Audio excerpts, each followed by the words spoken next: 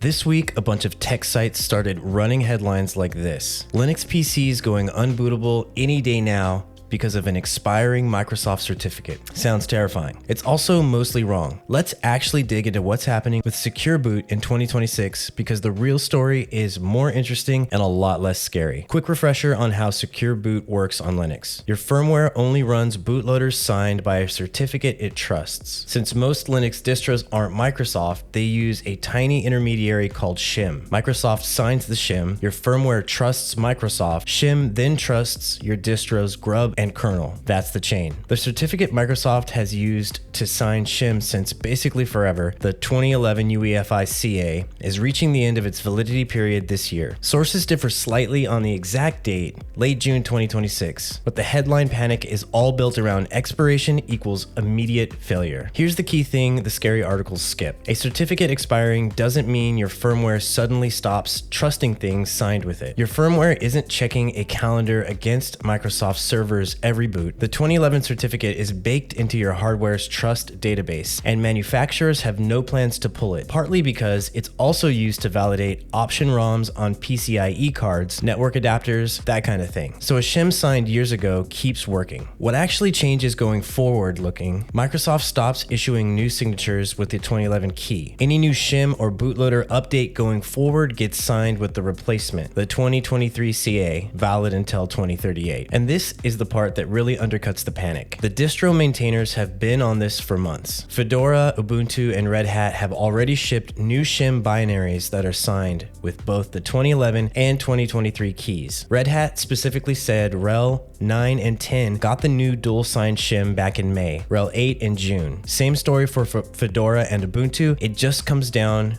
with your normal update. So for the overwhelming majority of people running a mainstream updated distro, Ubuntu, Fedora, Debian, OpenSUSE, RHEL family, the fix has either already been applied automatically or it lands in your next apt upgrade or DNF upgrade. No certificates to manually wrangle, no firmware flashing required. That said, this isn't zero story. There are a few groups who genuinely should pay attention. 1. Brand new hardware. Some OEMs are shipping new machines with firmware that only has the 2023 certificate preloaded, no 2011 cert at all. If you grab an old install ISO for your distro, one that predates the dual sign shim, and try to install it on that brand new laptop, the old shim won't be trusted. The fix is just use a current ISO. 2. Arch and other rolling do-it-yourself distros that rely on community maintained or self-signed shim packages or manually enrolled machine owner keys. If that's your setup, check the Arch Wiki's Secure Boot page and make sure your shim package has been updated. 3. Long term. If you never update, say a server that's been left on an old point release for years, you'll eventually stop being able to get Secure Boot valid updates, because new shim releases will only carry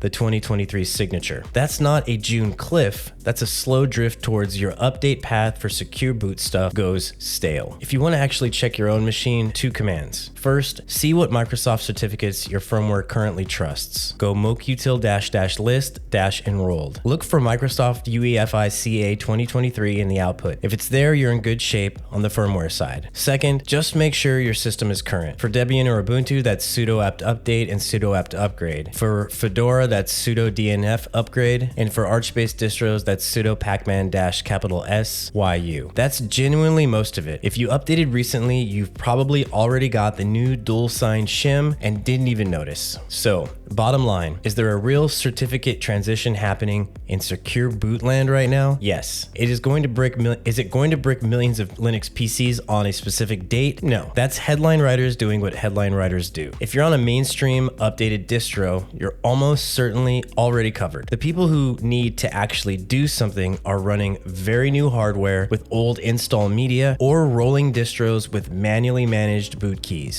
If you found this video useful, subscribe, and if you want, I can do a follow-up where I actually test installing an old Ubuntu ISO on hardware that only has the 2023 cert to show what the failure actually looks like in practice. Also, if you'd like to help the channel out, it really means a lot. My Ko-Fi link is in the description. You can buy me a coffee. Thanks for watching, guys, and as always, I'll see you in the next one. Peace.